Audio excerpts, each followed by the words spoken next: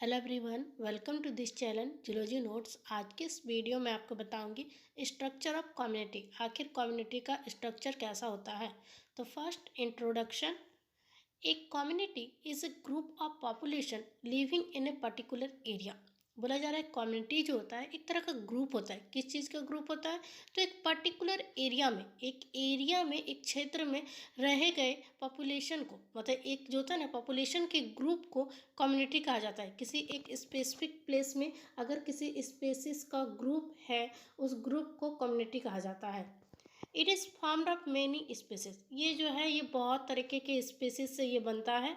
It compromise many kind of plant, animals and micro organism of A given area.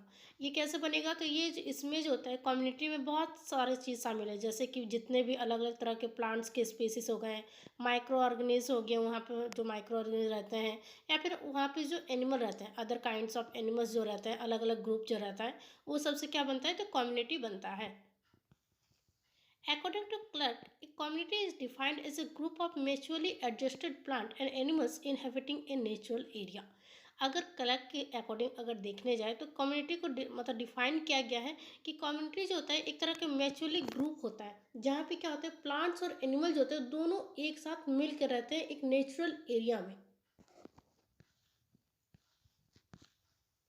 उसके बाद structure of community. आखिर community के structure में क्या क्या होता है या फिर क्या क्या शामिल होता है। Etch community has a different structure. जितने भी कम्युनिटी होते हैं सबका एक डिफरेंट स्ट्रक्चर होता है। It is formed of 3 groups of organism. जितने भी कम्युनिटी है ना वो 3 ग्रुप ऑफ स्पेसिस से वो बनेगा। 3 ग्रुप ऑफ ऑर्गेनिज्म से कम्युनिटी का निर्माण होता है। पहला प्रोड्यूसर, कंज्यूमर एंड तीसरा डिकम्पोजर। सबसे पहले producer. The green plant constitute the producer. जो जितने भी ग्रीन प्लांट्स हैं, जितने भी हरे भरे पौधे मतलब आपको दिखाई देते हैं, वो सारे प्रोड्यूसर का निर्माण करते हैं या फिर वही सब प्रोड्यूसर होते हैं। They are autotrophs. ये जो होते हैं ये ऑटोट्रफ्स होते हैं, मतलब ये अपना खाना जो होता है वो स्वयं बनाते हैं।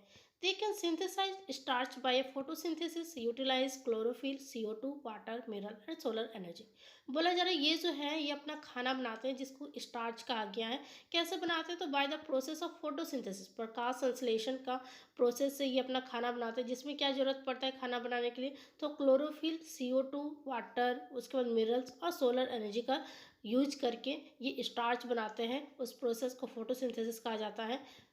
The producer form main source of energy for the other component of the community.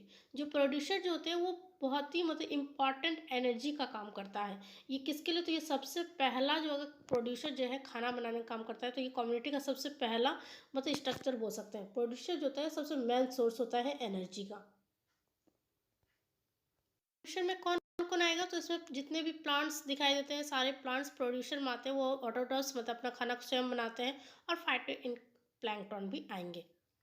उसके बाद है consumer. Consumer are the heterotrophs. Consumer जो होता है हेटरोट्रॉप्स होते हैं, मतलब वो अपना खाने के लिए वो दूसरे पर निर्भर होता है। They can not produce food utilising abiotic factor. ये जो है ये खुद से अपना खाना नहीं बना सकते हैं, ये एबायोटिक फैक्टर को ये यूटिलाइज करते हैं। But they depend on the production and other organism of the community for their food. ये जो होता है अपने खाने के लिए, कंज्यूमर जो होता है अपने खाने के लिए वो प्रोड्यूसर पर डिपेंड होते हैं या फिर वो मतलब ऑर्गेनिज्म पे डिपेंड होते हैं। जो कम्युनिटी में जो दूसरे ऑर्गेनिज्म रहते हैं उन पे वो डिपेंड होते हैं खाना खाने के लिए। Consumer are 2 types, namely herbivores and carnivores. ये जो कंज्यूमर जो होते हैं ये 2 तरह के या तो है, 2 तरह के होते हैं, या तो हार्बीवोर्स होंगे या तो कार्निवोर्स होंगे। हार्बीवोर्स किसको कहेंगे? तो herbivores are animal which eat the producer.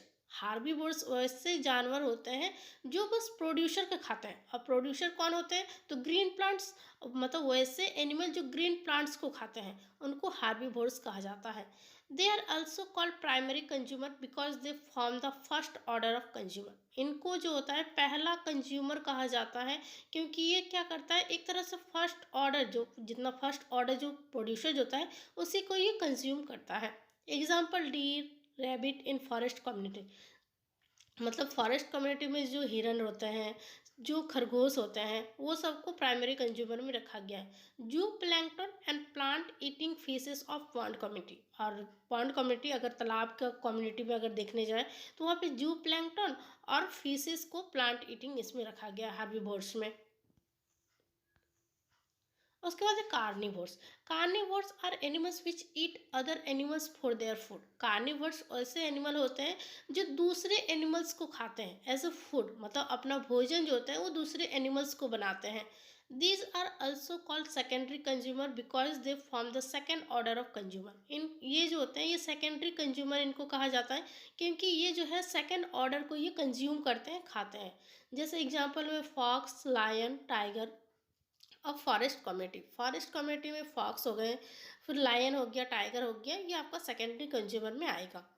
Frogs and snake and sorry अब forest community fishes, frog and snake are pond community. और पॉन्ड कम्युनिटी जो तालाब कम्युनिटी जो होता है तालाब को वहाँ पे, तो फिशेस और फ्रॉग और स्नैक को इसमें सेकेंड कार्निवोरस में रखा गया है। Carnivores are further subdivided into primary carnivores, secondary carnivores and tertiary carnivores. Carnivores को फिर से तीन भाग में डिवाइड किया गया है, प्राइमरी कार्निवर्स, सेकेंडरी कार्निवर्स और tertiary carnivores. The primary carnivores are depend on herbivores food. जो प्राइमरी कार्निवर्स जो होते हैं वो डिपेंड होते हैं हार्बीवोर्स में, जो हरा चीज़ खाते हैं उस पर डिपेंड होते हैं अपने फूड के लिए। Secondary carnivores dependent on primary carnivores and the tertiary carnivores depend on the secondary carnivores. और जो सेकेंडरी कार्निवर्स होते हैं वो डिपेंड होते हैं प्राइमरी कार्निवर्स से, और जो टर्सरी कार्निवर्स होते हैं वो डिपेंड होते हैं सेकेंडरी कार्निवर्स पे। उसके बाद है decomposer. Decomposer include micro organism like bacteria and fungi. जितने भी मतलब माइक्रो ऑर्गेनिज्म जो आते हैं, सूक्ष्म जीव होते हैं जिनको हम लोग खुले आँख से नहीं देख सकते, वो सारे डिकम्पोजर में आते हैं। मतलब ये लोग का काम होता है सड़ाने गलाने का काम करता है, एक तरह से फूड को जो मतलब खाता है वो सड़ा गला के खाता है उस चीज़ को।